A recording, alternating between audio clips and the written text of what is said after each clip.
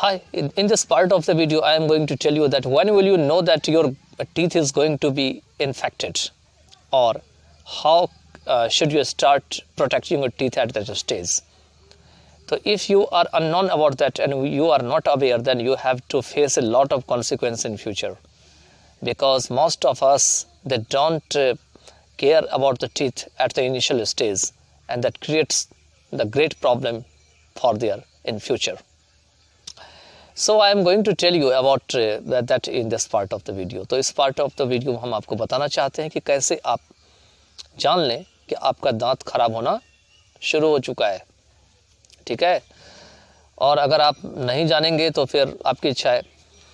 वैसे बताना मेरा काम है, जो मेरे साथ हुआ, जो मैं रियलाइज़ किया, तो मैं नहीं चाहता कि कोई और भी रियलाइज़ करे और उसे भी ये परेशानी का जो है सामना करना पड़े। तो कई बार ऐसा होता है कि मुंह से बहुत ज़्यादा बदबू आती है। तो अगर आपके मुंह से बदबू आने लगे फर्स्ट स्टेज, तो समझ लेना कि आपका दांत खराब होना चालू हो चुका है। क्यों? क्योंकि दांत में जो वायरस होते हैं वो क्या करते हैं, आपके भोजन को सड़ाना चालू कर देते हैं और फिर दो दांतों के बीच कैविटीज़ बनाने लगते हैं और इससे आपके मुँह से बदबू आती है, ठीक है। सेकंड है, जब भी आप ब्रश करते हैं तो ब्रश करने के बाद अगर फर्स्ट टाइम भी आपके दांतों से ब्लड आ जाए, और कभी कभी ऐसा होता है कि ब्रश करते रहते हैं, मुंह से ब्लड आ रहा है, ब्लड निकल रहा है, जैसे कुछ पाउडर आप करेंगे, फॉर एग्जांपल आप डाबर लाल मंजन करते हैं, ठीक है।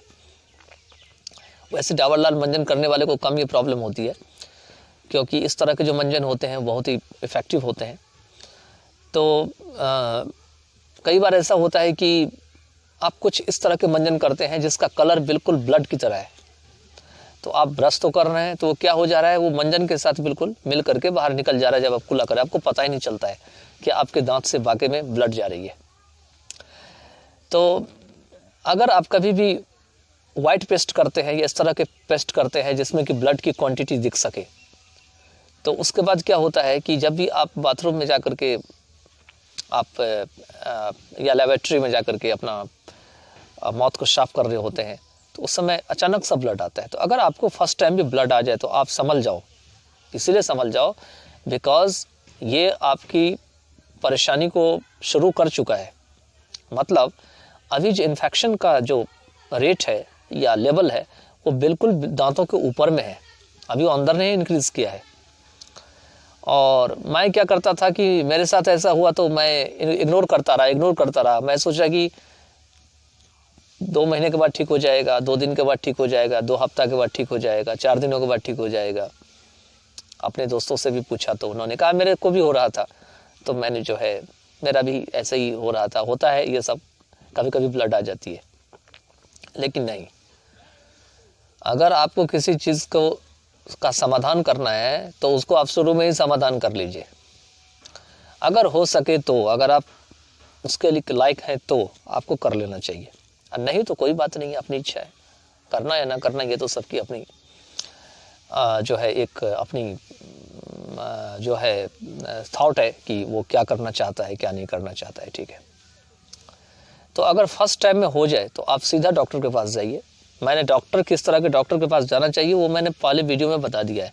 आप कहीं भी मत जाइए, वो क्या करेंगे 50, 100, 200 रुपये का दवा आपको दे देंगे, कभी कुछ दे देंगे, कभी बेचने वाले भी आते हैं इधर उधर, वो आपको दे देंगे, बाद में आपको परेशानी रहेगी, ठीक है। आप जो है किस तरीके से आपके दांतों को अगर आ जाता है इस तरह का प्रॉब्लम तो कैसे उसको रोकें, इसके लिए भी मैंने वीडियो बना दिया है। और मेरे साथ हुआ था तो मैंने किया तो मेरा रुक गया था, तो इसलिए मैं आपको बता रहा हूँ कि आरसीटी से बचना है, अगर ग्रेव कंसर्न से बचना है, अगर आने वाले टाइम में ज़्यादा प्रॉब्लम से बचना है आपको, तो आप जैसे ब्लड आ जाए दांतों से तो आप समझ लो कि हमें इलाज की सख्त ज़रूरत है और आप इलाज कराना शुरू कर दो। तो अगर आप इनिशियल स्टेज में इलाज करवा लेते हैं तो क्या होगा, बाद में वो अधिक अंदर तक नर्व तक नहीं पहुँच पाएगा जहाँ पर आरसीटी की नौबत आएगी, ठीक है। और ये इतना इन्फेक्ट कर देता है कि कुछ लोग ऐसे होते हैं जो सुपारी होती है या कुछ तंबाकू होते हैं, वो इतना ज़्यादा खाते हैं कि दांतों को बिल्कुल सड़ा लेते हैं। कहते हैं कि कुछ नहीं होता है, जो होना होता है हो जाता है, खाने पीने से कुछ नहीं होता है, कोई फ़र्क नहीं पड़ता है। लेकिन मेरा ऐसा मानना है कि अगर हम जानते हैं कि ये जहर है तो परहेज करना चाहिए, उसको नहीं पीना चाहिए। जहर एक बूंद हो या जहर एक शीशी हो, एक बोतल हो, जहर तो जहर होती है। कोशिश करें कि इन चीज़ों का सेवन ना किया जाए तो ही बेहतर है।